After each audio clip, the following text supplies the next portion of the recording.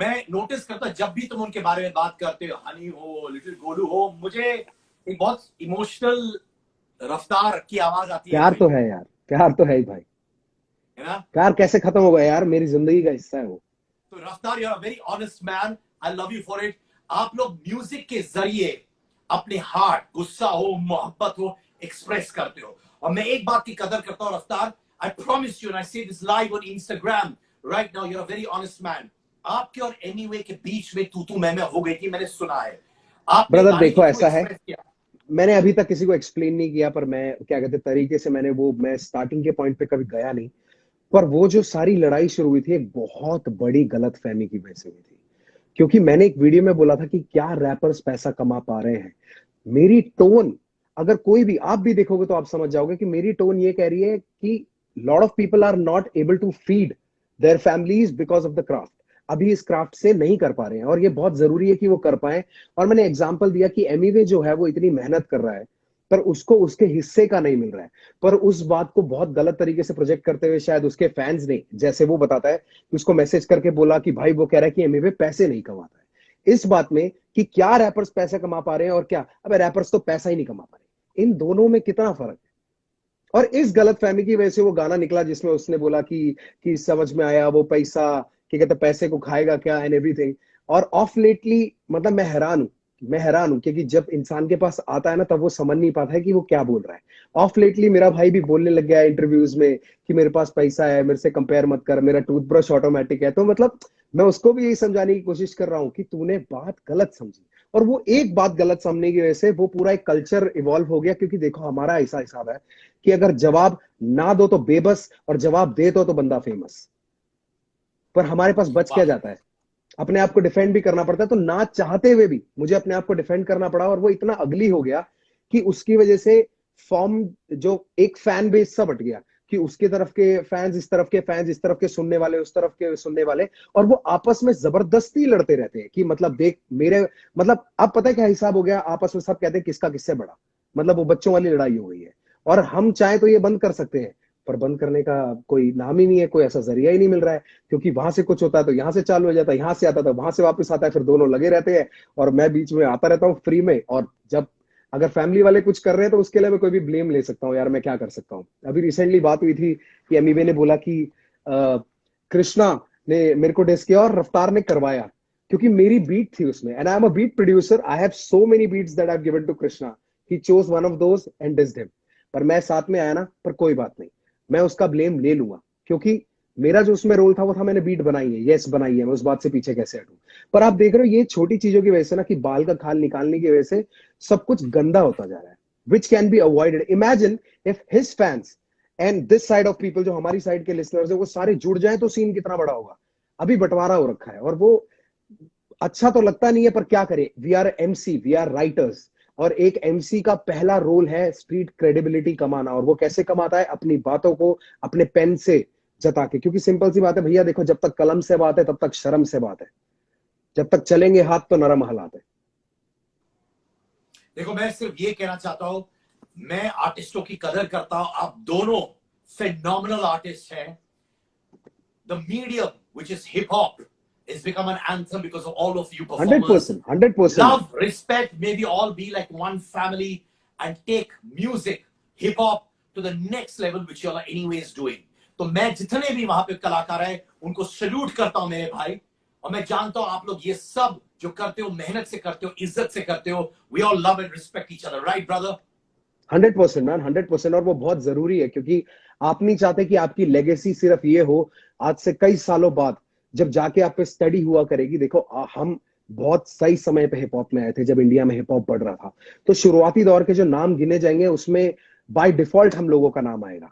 ये हम लोगों की खुशकिस्मती भी, और ये हम लोगों की मेहनत भी है। आप नहीं चाहते कि आपके उस नाम के साथ सिर्फ ये चीजें जुड़े, और भी बहुत चीजें होनी चाहिए। तो ठीक है, आपने डिफेंड किया, उसको वैलिड पॉइंट तक रखो, आपस में सुलह कर लो। और सबसे पहली बात यार, सबसे पहली बात मैं आपको बताना चाहूंगा भाई, कि ये सब कुछ शुरू ही नहीं होता अगर शुरू में एक फोन उठ जाता और एक कॉल बज जाता, तो ये कभी होता ही नहीं। और हम सबके पास एक दूसरे के नंबर है, तो पता नहीं क्यों बात नहीं करते लोग एक दूसरे से, पता नहीं क्यों। मैं बस कहता हूं शायद इस इंटरव्यू के जरिए मैं चाहता हूं कि दोनों भाई एनीवे भाई आप बहुत रफ्तार अच्छे हो, सब ऐसा बात कुछ नहीं होने करें, वाला। मिलजुल के रहे। आप बहुत अच्छे हो, ऐसा कुछ नहीं होने वाला, क्योंकि मैं बताता हूँ क्यों। जब यहाँ हम दोस्ती का हाथ और बढ़ाएंगे एक दूसरे की ओर, तो जो जिन लोगों ने हमारी साइड लिया ना, उनको लगेगा यार हमारा तो कट गया। आप समझ रहे हैं? It is deeper than rap, it is more psychological. But I how wish do the you think best it's to gonna him get man. Solve? I wish the best for him with time, धीरे धीरे। मैं चाहता हूँ लोग इतना बढ़िया music बनाए, आसपास वाले इतना बढ़िया म्यूजिक बनाएं कि हम लोगों की ये लड़ाई दब जाए उसके बीच में। दबा दो गाने बना बना के, तब आएगा मजा। थैंक यू देखो फॉर मेरी स्पीकिंग एल्बम के फ्रॉम योर अंदर, हार्ट भाई। थैंक यू, दिल से बात की, वो मैं बहुत भैया जरूरी है। मेरे को, देखो मेरे को रात को नींद आती है चैन से। मुझे एक भी बंदा मोड़ के नहीं बोल सकता कि तुम ये बात बोल के तुम झूठ बोल के निकल गए। मैं जो बोल रहा हूँ मेरा सच यही रहेगा और हमेशा यही रहेगा। सिंपल। भाई नेजी भाई हो, डिवाइन हो, what's your take on them being a flag bearer of the movement as well भाई? यार मैं जैसे आपको बताया, जब हमारी पिछले सवाल में हम थे और मैं बोल रहा था आपको कि शुरुआत में सिर्फ वो कमर्शियल रैप को लेके हम इतना लड़ते थे कि कैसे होगा, उसके बाद मूवीज बन गई लोगों पे। There were stories that were inspiring. So that is what was missing in hip hop. Stories, stories of a rise, how somebody came from nothing and became something. Because उससे क्या होता है, बहुत लोग मोटिवेट होते हैं, उसकी जरूरत थी। और वो काफी लोगों को स्टोरी किसने पहुंचाई? नेजी और डिवाइन की जिंदगी में। तो that was very beautiful about it. And ये दोनों लोग जो है, ये दोनों लोग मेरे बहुत करीबी हैं। डिवाइन मेरे बहुत करीबी है। The entire Gully Gang family is very close to us. हमारा कलमकार परिवार, वो गली गैंग आपस में बहुत क्लोज है, कोलैब्स करते हैं, आइडियाज डिस्कस करते हैं। And that is what hip hop should be about. Majorly majority में यही होना चाहिए। भाई ये बताओ, डिवाइन, नेजी, रफ्तार कब मिलके एक ट्रैक करेंगे, वो मुद्दे की बात बताओ भाई तुम। हाँ ब्रो, 100% बहुत मजा आएगा। मैं और डिवाइन तो अभी कल बात कर रहे थे, कल ही हमारी बात हुई थी। He was suppose to send me some beats. तो डिवाइन ने बोला कि भाई मेरे पास आज ही कुछ बीट्स आई हैं, मैं आपको भेजता हूँ, फिर हम कुछ आइडिया क्रिएट करके एक बढ़िया सा गाना बनाते हैं आवाम के लिए। तो डेफिनेटली कल ही बात हुई है इस पे। और नेजी भाई के साथ भी बात हुई थी, उन्होंने भी मेरे को एक गाना भेजा था, पर उस टाइम पे मेरा रिलीज का चल रहा था। अब रिलीज हो गया है, अब मैं उस गाने पे काम करूंगा। क्या है कि अब मैंने ना, जब से ये कोरोना वायरस हुआ है ना भाई, जब से दुनिया के ऊपर ये प्रकोप आया, महामारी, पैंडमिक जिसे कह रहे हैं लोग, इतना खतरनाक है कि आपको नहीं पता कि कल क्या होने वाला है। तो दिल के अंदर किसी के लिए भी कोई हेट रखने का फायदा नहीं है। The world might end tomorrow, there might be a nuclear bomb that drops on us, कुछ भी हो सकता है। इसलिए सब कुछ पॉजिटिव, जो अच्छे के लिए अगर कुछ होना होगा तो बिल्कुल होगा। 100% brother, I am all in for it. Miss करते हो हनी भाई को? मिस करते हो हनी भाई को? देखो अगर ऑनेस्टली बता यार, मतलब ऐसे फंसाओ मत भाई आप, फिर ना ऐसे टाइटल ढूंढ लेते हो अपनी वीडियो का। नहीं नहीं भाई, दिल से पूछ रहा हूँ यार, दिल से पूछ रहा हूँ, दिल से देखो पूछ भाई, रहा हूँ। लाइक अ जब फैन, लाइक शुरू अ की फैन। जब शुरू किया था ना, we are also human beings, हम सब इंसान है, ठीक है। जब आपकी किसी से नाराजगी भी हो जाती है ना, कुछ सालों के बाद आपको लगता है कि चलो यार नाराजगी मिट गई, पर वो मेमोरीज नहीं मिटती जो आपने साथ में बिताई है। तो बहुत ऐसे कुछ अच्छा टाइम हम लोगों ने, क्या कहते हैं, स्पेंड किया है।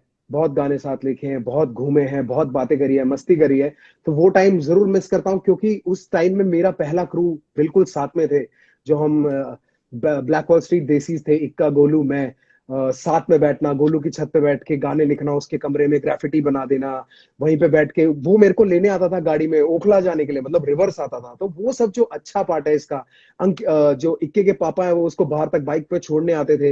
इक्का मेरे घर पे रुक जाता था कभी कभी। मेरी मॉम पूछती थी कि इक्का नहीं दिखा बहुत दिनों से, गोलू नहीं दिखा। तो वो वाला जो टाइम था, वो डेफिनेटली मिस करते हैं यार। चांदनी चौक के बाजार में गए थे पहली बारी हम चार जने, लिल, गोलू, इक्का, सिंह माफिया जिसका नाम गोड्डा था, हम गोड्डा बुलाते थे प्यार से, और मैं। और हम चारों ने पैसे मिला के पहला माइक लिया था SM58। और भाई वो माइक आज भी मेरे पास पड़ा हुआ है, आज भी। और पहला वो साउंड कार्ड लिया था एक साथ मिलके, नेहरू प्लेस से। तो वो वाली मेमोरीज है, क्योंकि अगर वो नहीं होता तो यार आज यहाँ तक कैसे पहुंच पाते। So that is a very important part of my life. I am definitely bound to miss all of these guys man. मैं बोलूं, जब तुम ये बोल रहे थे, क्योंकि मैं तुम्हारा बड़ा भाई हूं,